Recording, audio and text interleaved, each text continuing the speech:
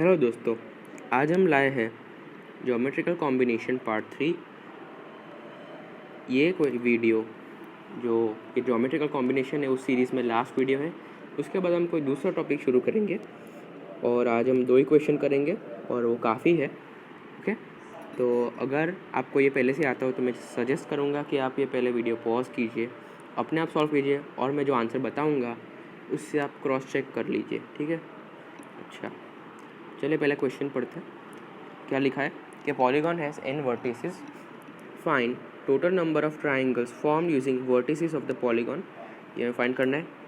फिर बोला है कि triangles with exactly one side common with the polygon, ये पूछा गया है। फिर बोला गया कि which have two side common with the polygon, और लास्ट में बोला गया कि which have no side common with the polygon.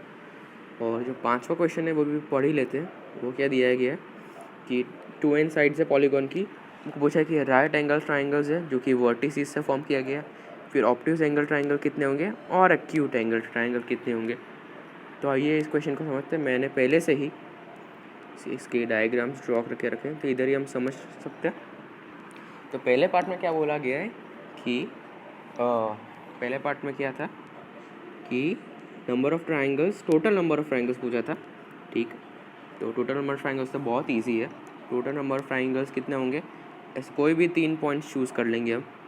हम कोई भी 3 पॉइंट ऐसे चूज़ कर लेंगे तो उसके बीच में ट्राइंगल्स देखो बन ही जाएगा ऐसे कोई भी।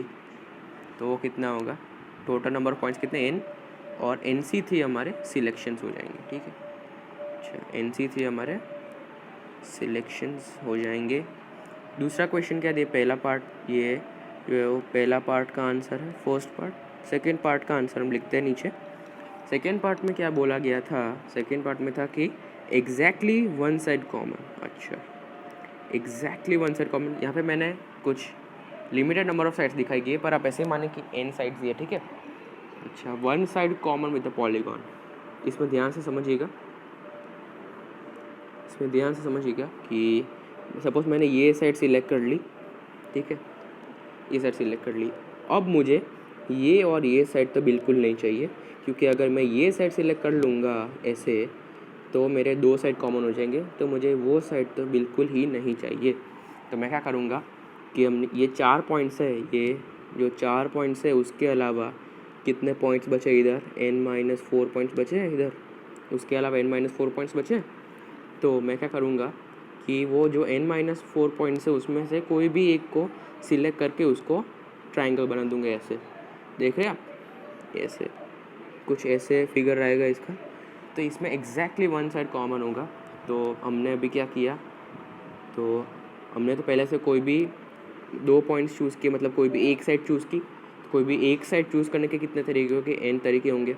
और एक साइड से हमने कितने पॉइंट्स चूज़ किए, फिर n-4 पॉइंट्स थे, उससे हमने ट्राइंगल बना लिया। n-4 पॉइंट से ट्राइंगल बना लिया तो हम इंटू n-4 करना पड़ेगा। ठीक है, आप समझ रहे बात मेरी। ये जो साइड है उसके अलावा n-4 पॉइंट्स है, तो ऐसे ऐसे हम सिलेक्ट कर सकते हैं ना, ऐसे ऐसे। तो n इंटू n-4 ये तो कॉमन सेंस भी कहता है हमारा। अच्छा, अभी थर्ड पार्ट का क्या है कि उसमें बोला गया है कि विच हैव 2 साइड्स कॉमन बोला गया। 2 साइड कॉमन होने का क्या मतलब है, पहले तो हमने ये साइड सिलेक्ट कर ली ऐसी, अब मुझे उसकी यही साइड सिलेक्ट करनी पड़ेगी। तो ऐसी साइड सिलेक्ट करने के मतलब 2 एडजेसेंट साइड सिलेक्ट करने के कितने तरीके होंगे, वो पहले तो एक स्क्वायर में निकालते हैं। ठीक है, पहले ट्राइंगल में निकाल लेते हैं। चलो, तो पहले तो ये 2 हम ऐसे चूज़ कर सकते हैं, फिर ये 2 ऐसे चूज़ कर सकते हैं, और फाइनली ये 2 ऐसे। मतलब क्या हुआ कि 3 साइड में से 3 साइडेड फिगर हो तो उसके एडजेसेंट साइड सिलेक्ट करने के कितने होंगे, 3 तरीके हो जाएंगे। समझ में आ रहा है सबको। तो हम क्या n साइड से n वेज से कोई भी 2 एडजेसेंट साइड सिलेक्ट कर सकते हैं, और उसके वो सिलेक्ट कर ली तो उसका ट्राइंगल तो बनना जायज़ है। तो मतलब हमको पहले सिर्फ n वेज से ही हमको क्या करना है, सिलेक्ट करनी है 2 साइडें। तो इसका आंसर सिंपली हो जाएगा n ही हो जाएगा, क्योंकि बाद में हमको कुछ मेहनत नहीं करनी पड़ेगी। ठीक है, आप इसे ऐसे भी समझ सकते हैं। भी फोर्थ क्या कह रहा है, फोर्थ कह रहा है कि नो साइड कॉमन। ठीक है, तो उसका सिंपल क्या है कि टोटल में से हम क्या घटाएंगे, वन साइड घटा देंगे। और हम टू साइडेड वाले भी घटा देंगे, जो वन साइड मतलब वन साइड कॉमन और टू साइड कॉमन। तो ये कितना हो जाएगा, इसको इधर ही लिख देता हूँ। टोटल कितना है 2nc3 माइनस वन साइड कितना था n इंटू एन माइनस 4, और ये जो टू साइड था वो तो n ही था, तो इसका आंसर क्या हो गया हमारा 2nc3 minus n into n minus 4, और इधर हम करेंगे तो ये कितना हो जाएगा -n। तो ये चार क्वेश्चंस अच्छे क्वेश्चंस थे। अभी हम दूसरे पार्ट में आ जाते हैं। दूसरे पार्ट में बोला कि right angle triangles with vertices of polygon, ठीक है, राइट एंगल ट्राइंगल्स। तो अब याद कीजिए कि अगर ये सर्कल है, मेरे पास ये सर्कल है और ये डायमेट्रिकली पॉइंट्स को ज्वाइन कर दिया मैंने, तो अगर ये दो पॉइंट्स को ऐसे चूज़ करेंगे तो ये राइट एंगल ट्राइंगल ही बनेगा हमेशा। ये बहुत ही अच्छी प्रॉपर्टी है, ठीक है। ऐसे ऐसे करेंगे तो हमेशा ये राइट एंगल ट्राइंगल बनाएगा। सपोज़ मैंने ये पॉइंट चूज़ कर लिया, ये वाला, ये, तो उसका ये पॉइंट चूज़ करने के कितने वेज है, n वेज है। कोई भी एक पॉइंट चूज़ करने का मतलब nc1 मान लो, ये तो n वो सेम ही होता है। और डायमेट्रिकली पॉइंट चूज़ करने के लिए कितना, एक ही वेज होगा, क्योंकि हर एक पॉइंट का एक ही डायमेट्रिकली पॉइंट स्पेसिफिक होगा। अब मेरे पास ये दो पॉइंट्स तो चले गए, तो अब मेरे पास टोटल पॉइंट्स कितने बचे, 2n माइनस 2 पॉइंट्स बचे टोटल। और ये डायमीटर है, तो इधर कितने होंगे, n माइनस 1 होंगे आधे, और इधर कितने n माइनस 1 आधे हो जाएंगे, ठीक है। समझ में आ रहा है सबको। अब मैं n माइनस 1 में से एक पॉइंट सिलेक्ट कर लूँ और ये ट्राइंगल बन जाएगा, तो माय डियर फ्रेंड्स ये 90 डिग्री होगा ही होगा।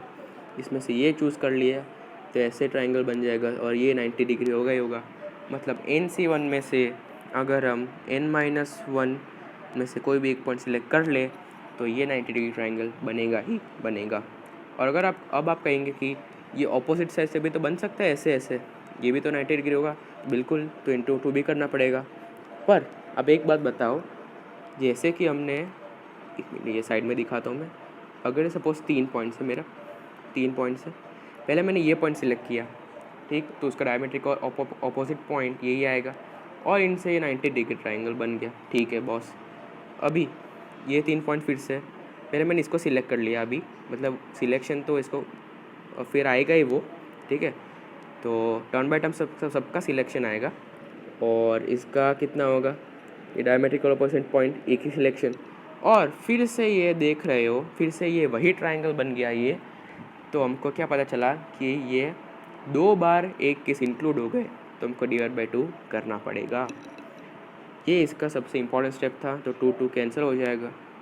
और अगर हम सॉल्व करें तो फर्स्ट पार्ट का आंसर क्या आ गया हमारा, फर्स्ट पार्ट का आंसर क्या आ गया, n इंटू एन माइनस 1, ये हमारा फर्स्ट पार्ट का आंसर आ गया, बिल्कुल सही, ठीक है। सॉरी मिस्टेक हुई, इधर 2nc1 होगा, क्योंकि ये 2n पॉइंट्स है, तो इधर सिर्फ 2 आ जाएगा। आप होपफुली आपको ये समझ में आ गया होगा, ठीक है। अच्छा, अभी दूसरे में क्या बोला था कि ऑब्ट्यूज एंगल ट्राइंगल बोला था दूसरे में। तो आप समझो कि अगर ये सर्कल है और उस पर ये डायमेट्रिकली 2 पॉइंट्स है, और मैं ये पॉइंट की ना वजह ये 2 पॉइंट ऐसे चूज़ कर लूँ, तो ये कौन सा ट्राइंगल बनेगा, ऑब्ट्यूज बनेगा ये ऑब्ट्यूज, ठीक है। तो ये 2 पॉइंट चूज़ कर लिए तो ये ऑब्ट्यूज बन गया, ठीक है। तो फिर से वही कहानी, 2nc1 में से कोई भी एक पॉइंट चूज़ कर लो, डायमेट्रिकली अपोजिट पॉइंट चूज़ करने का एक ही तरीका होता है हमेशा, और ये ऊपर n-1 पॉइंट्स में से कोई भी 2 पॉइंट चूज़ कर लो, तो ये बन जाएगा हमारा, ये ऐसे ऑब्ट्यूज एंगल ट्राइंगल हमारा बन जाएगा, ठीक है। इंटू n-1 c2 करेंगे, ठीक है। एक बार समझ जाएंगे तो बहुत इजी हो जाएगा क्वेश्चन, ठीक है। फिर आपको कुछ प्रॉब्लम नहीं पड़ेगी। इसका आंसर क्या हो जाएगा, इसका आंसर हो जाएगा 2nc1 इंटू n-1 c2, ठीक है। ये 2 पार्ट के हमारे आंसर आ चुके हैं, 2 पार्ट के आंसर हमारे पास आ गए। अभी थर्ड पार्ट क्या बोल रहा है, थर्ड पार्ट क्या बोल रहा था इधर इसमें कि अक्यूट एंगल ट्राइंगल चाहिए हमको, अक्यूट एंगल ट्राइंगल हमको चाहिए। तो हम फिर से क्या करेंगे, सेम मेथड, जब कोई बचा नहीं हो तो टोटल में से सब केस माइनस कर देने के। ये क्या, टोटल में से राइट माइनस करेंगे, राइट एंगल ट्राइंगल, और उसमें से हम ये ऑब्ट्यूज एंगल माइनस कर देंगे। तो माय डियर फ्रेंड्स अब क्या बचेगा, एक्यूट ही तो बचेगा, इज इक्वल टू एक्यूट।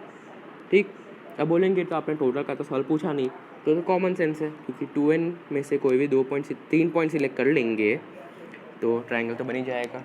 और राइट एंगल ट्रायंगल सिलेक्ट करने के कितने पॉइंट्स थे ऊपर लिखा ही है मैंने, 2n इंटू n माइनस 1, और माइनस हम करेंगे ये 2nc1 into n minus 1 c2।